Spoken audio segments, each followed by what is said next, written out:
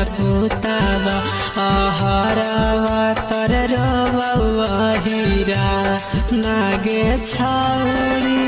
हरा साला होलिया में रंग हालू चोलिया गे बनल हनी यादव जी के जा नागे छौरी अगे बारावा तर बभाना रोब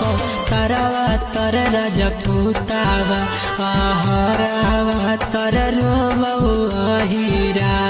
नागे छौरी अगे हारा साला होलिया में रंग हालू चोलिया गे बनल हानी यादव जी के जा